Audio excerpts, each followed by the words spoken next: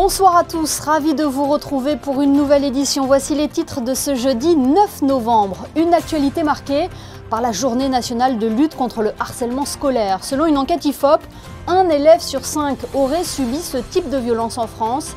La principauté s'est associée à cet événement. Vous découvrirez comment dans quelques instants. Le métavers reste encore un concept inconnu pour nombreux d'entre nous. Comment le définir? Quels sont ses avantages? Et comment expliquer son émergence soudaine? Kevin Soler, fondateur de Virtim, tentera de nous éclairer à ce sujet. Dans ce journal également, du basket, avec ce duel entre deux clubs du championnat français en Euroleague. Monaco reçoit l'Asvel demain à Gaston-Médecin. On vous dira tout à quelques heures du coup d'envoi. Et puis nous évoquerons ce constat en fin de JT. Depuis la crise sanitaire, les libraires ont le vent en poupe. Un nouveau souffle pour ce secteur concurrencé par Internet. Arthur Laure, futur libraire en principauté, nous livrera son témoignage. Je vous le disais en titre, ce jeudi 9 novembre est la journée nationale de lutte contre le harcèlement. À Monaco, l'an dernier, 39 cas ont été signalés. Lutter contre ce fléau reste une priorité absolue pour la direction de l'Éducation nationale de la jeunesse et des sports. Le gouvernement princier a même souhaité élargir ce mouvement à tout le mois de novembre. Yannick Debever, Jean-Alexandre Dordet et Alexandre Gougassian se sont rendus au collège FANB pour savoir comment cela se traduisait. Collégiens et lycéens peuvent parfois être très cruels entre eux et ce, sans même vraiment s'en rendre compte. Le harcèlement scolaire concerne un enfant sur 5 d'après l'Institut français d'opinion publique. C'est depuis quelques années au centre de la politique de la direction de l'Éducation nationale qui a récemment mis en place le mois contre le harcèlement. En novembre, les projets se multiplient dans les établissements scolaires monégasques et notamment FANB. Cette année, nous avons mis, je dirais, un point d'orgue, si vous voulez, de demander aux élèves d'eux-mêmes de nous présenter et de nous dire quels étaient leurs ressentis et la manière dont ils abordaient le harcèlement. L'ensemble de l'établissement s'est mobilisé et nous avons, je dirais, cette chance que les professeurs aussi, que ce soit en philosophie, en français, dans différentes disciplines, ont voulu, si vous voulez, nous mettre cet événement comme étant l'élément déterminant du premier trimestre, mais surtout du mois de novembre contre le harcèlement. Avec 1150 élèves du CP à la terminale, l'Institut FANB assure un suivi au fil des années.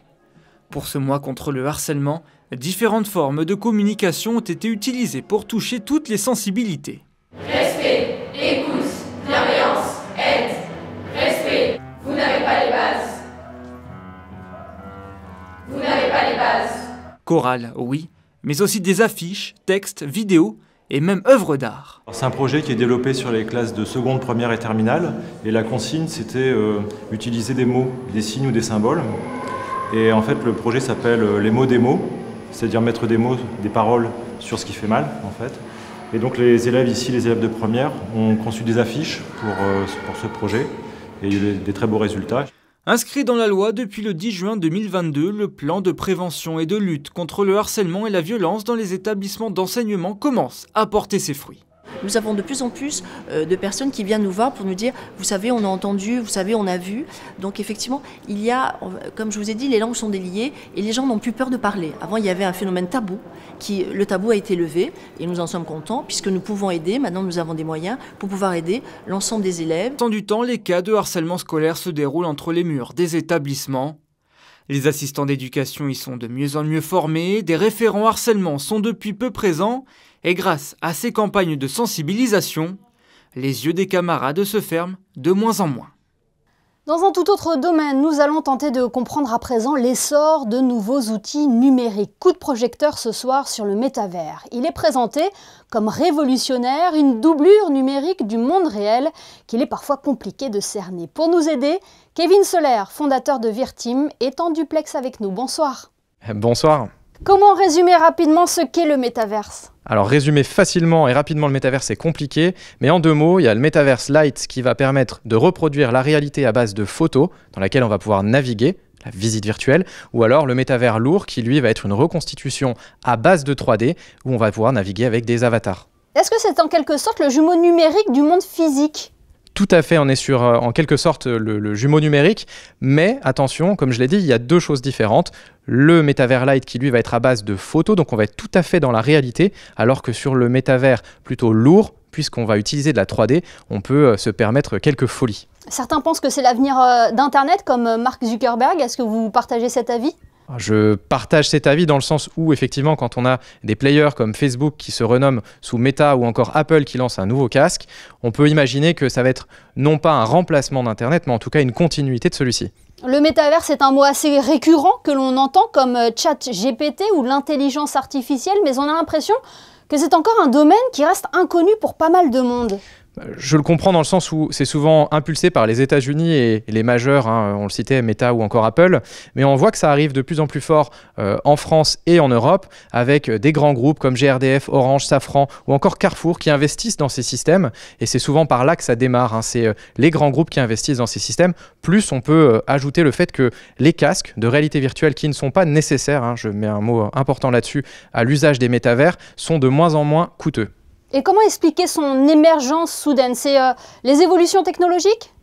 Non, c'est, je pense, une volonté de naviguer différemment sur Internet, de prendre plus de temps, de changer l'expérience utilisateur, d'amener de la valeur, de la transparence et surtout d'essayer d'emmener de l'humain dans l'achat qu'on va pouvoir reproduire sur Internet. Alors, quels sont les avantages du métaverse, Kevin Soler? Alors les avantages, on va avoir notamment le temps passé qui est plus long puisque forcément on vit l'expérience. Et il y a une donnée importante, quand on vit une expérience plutôt que la subir, à l'instar de la vidéo, on clique sur play, on subit l'information.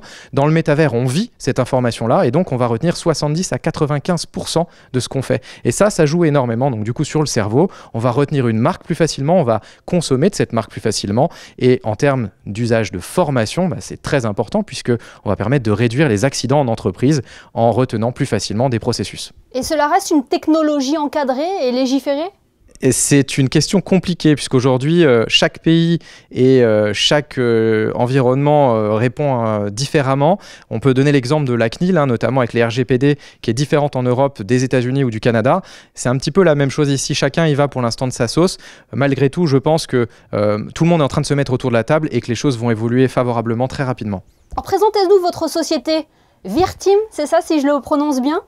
Tout à fait, Virteam. Donc Virteam a été créé il y a 12 ans. Je revenais de chez Google en Australie et nous on produit tout ce qui est métavers light et lourd sur mesure pour des grands groupes. En fait, l'idée est souvent d'aller attirer des talents grâce à ces supports-là, puisqu'on va permettre de visualiser, virtualiser une entreprise, d'attirer de nouveaux talents, créer des processus d'onboarding efficaces qu'on va retenir. Je recite la donnée, entre 70 et 90% de ce qui est fait sera retenu, ou encore d'aller favoriser la consommation d'un produit clé en virtualisant par exemple un supermarché.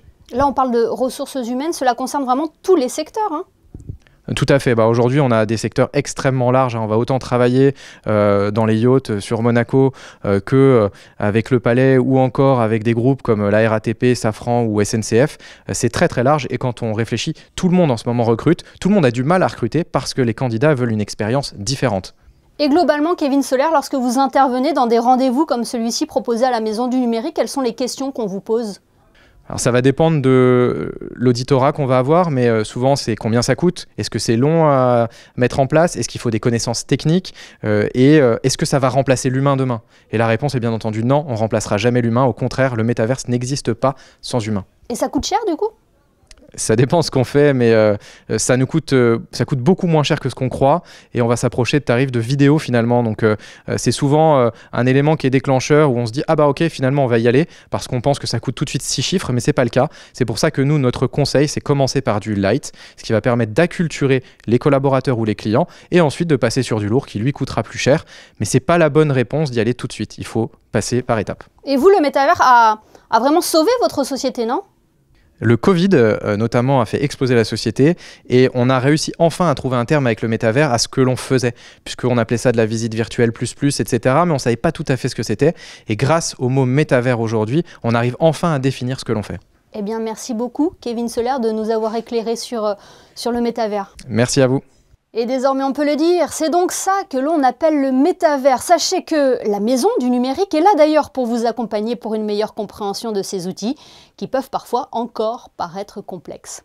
Le changement climatique est une réalité et la nature est l'allié le plus important pour y faire face. Oui, mais comment alors protéger la nature. Comment restaurer les écosystèmes là où ils ont été détruits? Ces questions ont été posées lors de la conférence Capital naturel, enjeux et solutions pour un futur durable au Yacht Club de Monaco.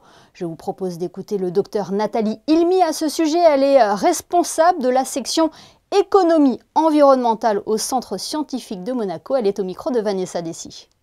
On voudrait faire passer le message que la nature et le changement climatique sont deux facettes d'une même pièce. En réalité, protéger la biodiversité et lutter contre le changement climatique, c'est un petit peu la même chose, puisque si on protège la nature, elle nous permet de lutter contre le changement climatique.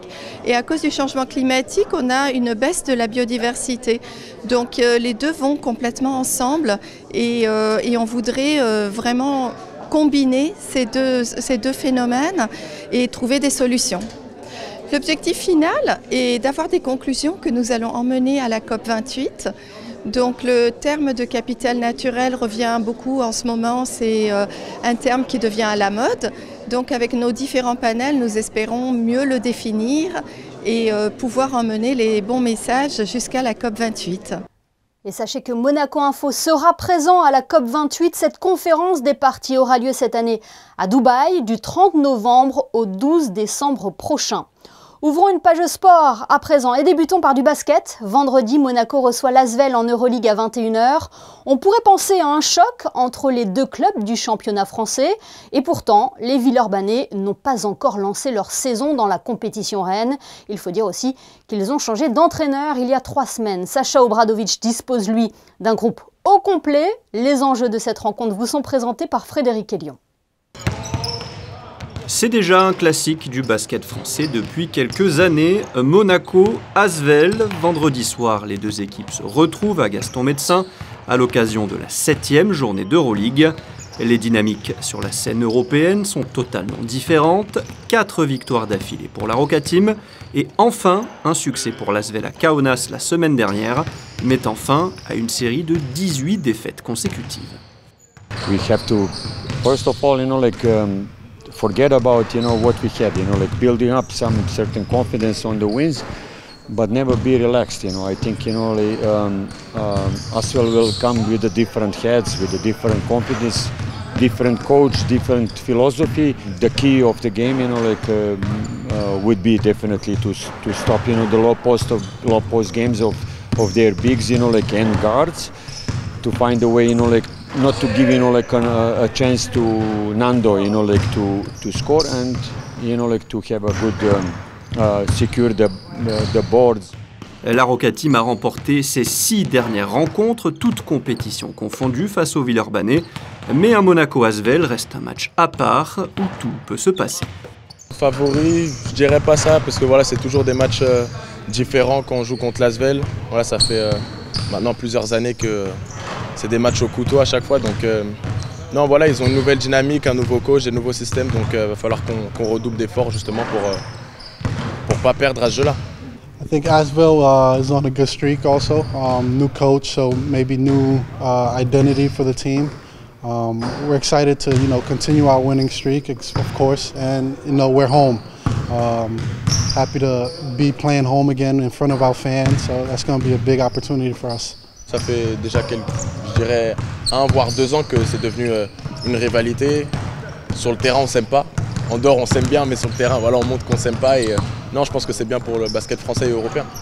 Sacha Obradovic peut compter sur un groupe au complet. L'Asvel, version Potseko, vise un 2e succès en Euroleague pour quitter à la dernière place du classement. Monaco-Asvel, c'est donc ce vendredi à 21 h à la salle Gaston-Médecin. On reste au stade Louis II pour vous parler du Monte-Carlo Squash Classic.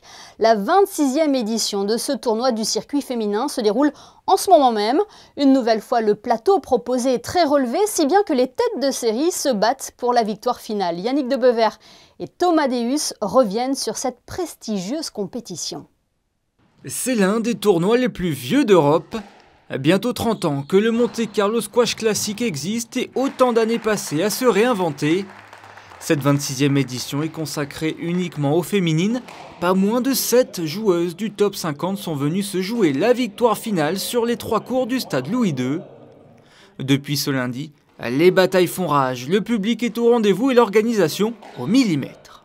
Et ça se passe super bien, on a des nouveaux venus, des jeunes, il y a du dynamisme qu'on n'avait pas avant et il y a un renouveau qui fait qu'on a envie de rester.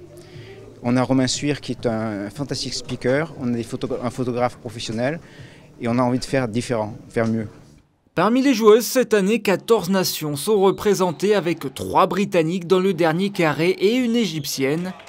Faire venir quelques-unes des meilleures squash women du monde, c'est aussi une très belle vitrine pour ce sport à Monaco.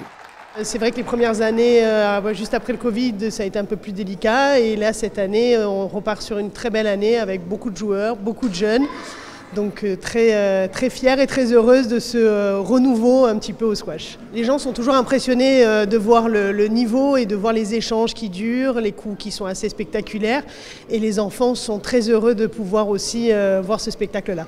La finale de ce tournoi joué sur 5 jours, ce sera ce vendredi avec à la clé 20 000 $ de prize money. Pour clôturer ce chapitre sportif, un mot de ballon ovale avec cette belle aventure que vient de vivre l'équipe des moins de 16 ans de la Fédération monégasque de rugby. Sous l'impulsion de la princesse Charlène par le biais de sa fondation, 15 jeunes rugbymen ont eu la chance de pouvoir se rendre une semaine en Afrique du Sud. Sport et éducation auront été les maîtres mots de ce déplacement unique chez les champions du monde de rugby. Leur fin de séjour se sera terminée en apothéose avec une victoire au tournoi de Wineslands. Le prix Goncourt 2023 a récompensé mardi Jean-Baptiste Andrea pour son ouvrage « Veiller sur elle » aux éditions L'Iconoclaste, une proclamation toujours attendue comme celle de nombreux prix littéraires, profitant ainsi aux libraires. Depuis 2020, ils connaissent un nouveau souffle. Comment l'expliquer? Arthur Laure, futur libraire en principauté, est avec nous ce soir. Bonsoir. Bonsoir. Depuis la crise sanitaire, les libraires, on le vend en poupe. Comment expliquer ce regain?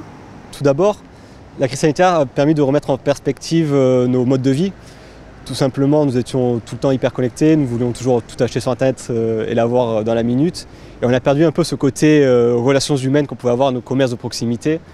Et étant donné que les librairies étaient l'un des seuls commerces qui pouvaient être ouverts pendant la crise sanitaire, les gens se sont rapprochés de leurs libraires et ont eu un regain d'intérêt pour leur librairie, leur libraire et pour le livre tout simplement. Ouais, leur a souligné le rôle essentiel de la culture. Oui, bien sûr, d'autant plus que le livre a permis aux gens de pouvoir voyager en restant chez eux, de pouvoir continuer à avoir un accès à la culture puisque les cinémas étaient également fermés, il ne faut pas l'oublier, même si aujourd'hui il y a des plateformes de streaming qui permettent de voir des films quand on veut. Les gens ont besoin de sortir, ils ont besoin d'aller au théâtre, d'aller voir des concerts. Et le livre, c'était un peu le seul bien culturel qui restait accessible depuis chez soi. Et comment aujourd'hui sortir son épingle du jeu face aux géants d'Internet? Alors, il faut savoir qu'aujourd'hui, une librairie qui vend exclusivement des livres, c'est impossible de survivre puisque la marge du livre est fixe, étant donné que le prix du livre est fixe en France par la loi Langue. Il faut que les libraires tirent leur épingle du jeu en proposant d'autres services. Ils peuvent par exemple faire de la papeterie, de la carterie ou faire des salons de thé, c'est ce qui se fait de plus en plus.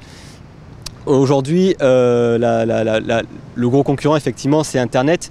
Mais comme je disais, les gens ont besoin d'aller voir leur libraire pour avoir des conseils, pour avoir une expérience, quelque sorte d'une personne qui a une connaissance sur un livre. Les sites Internet, on ne va pas dire leur nom, mais ils ont des plateformes qui permettent d'avoir des algorithmes très puissants et de fournir des idées de livres. Mais on va toujours rester dans notre petit domaine de prédilection. Et c'est vrai que le libraire, lui, peut inciter à découvrir de nouvelles choses. Est-ce qu'on peut dire que les librairies sont devenues de véritables lieux de vie, des lieux où on échange, où on se pose et où on prend le temps? Oui, totalement, c'est totalement ça. La librairie, c'est devenu un lieu de vie et l'objectif, c'est de créer une communauté autour de sa librairie, notamment à travers des événements. On peut penser à des rencontres avec des auteurs, des ateliers écriture, des ateliers lecture, tout simplement. Est-ce que c'est ça que vous allez proposer en mars prochain dans votre librairie à Monaco? Exactement. Alors, nous allons ouvrir une librairie avec ma femme en mars, si tout se passe bien. Et nous allons avoir une librairie café, salon de thé. On va avoir une offre de boissons chaudes, fraîches, peut-être de petites pâtisseries, nous allons voir. Mais nous allons surtout avoir une librairie qui ne va pas vendre que des livres. Nous avons pour objectif d'avoir une librairie qui soit vivante, interactive. Que les gens viennent, se sentent bien et qu'ils y restent pour pouvoir interagir avec d'autres personnes sur le livre, mais notamment sur d'autres domaines, par exemple Nous, à la base, nous ne sommes pas libraires, nous sommes scientifiques, on vient du milieu scientifique, et on aimerait pouvoir faire des événements de type vulgarisation scientifique dans notre librairie afin de faire découvrir aux gens des domaines qui ne seraient pas accessibles facilement, mais par la vulgarisation puissent leur permettre d'avoir un accès aisé et compréhensible surtout. Mais Arthur Laure, comment on se lance dans un tel défi alors qu'on ne vient pas du monde de la littérature, enfin du monde des libraires? La passion, tout simplement. Je pense qu'aujourd'hui on peut faire les choses par passion. Et pour moi aujourd'hui la science est une passion, ça l'est toujours, mais je ne me retrouvais plus dans le monde scientifique tel qu'il est. Mon passion c'est les livres, ça l'a toujours été depuis toujours. J'ai toujours adoré ça, aller dans les librairies. J'adorais aller au Quartier Latin par exemple à l'époque quand elle était encore ouverte. Mais aujourd'hui c'est vrai que le livre c'est quelque chose qui est incontournable pour nous et on veut pouvoir faire partager notre passion, notre petite expérience qu'on a du livre.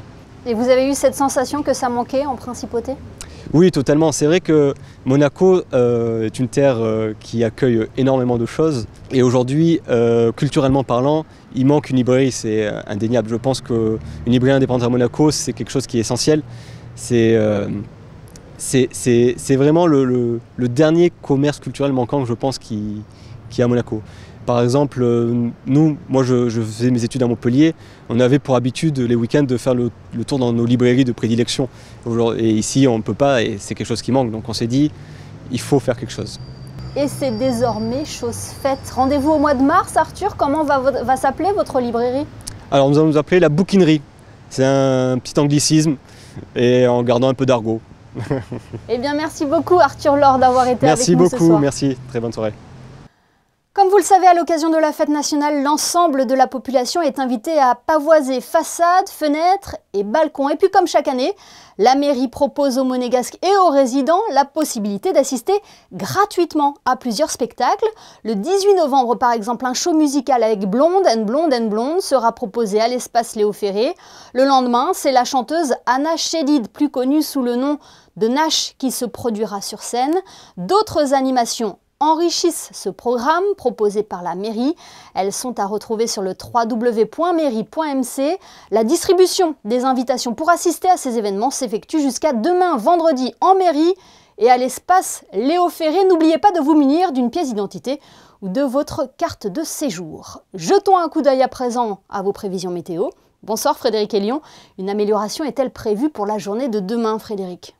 Oui Émilie, plus de pluie vendredi, le ciel sera bien dégagé, un grand soleil et très peu de nuages puisque le vent soufflera toujours assez fort. Des rafales à 50 km/h sont attendues dans l'après-midi. Côté thermomètre, les températures seront comprises entre 10 et 16 degrés. Vendredi 10 novembre, ce sera à la Saint-Léon. Merci Frédéric et merci à vous de nous être fidèles chaque soir sur Monaco Info. On referme ce journal avec un sport qui sera au programme des Jeux Olympiques de Los Angeles en 2028. Le squash. Manuel Vitali met en valeur ce soir les joueuses du Monte Carlo Squash Classique qui se clôture ce vendredi au Stade Louis II. Demain à 19h, retrouvez Yannick de Bever pour votre JT. Très belle soirée à tous sur Monaco Info.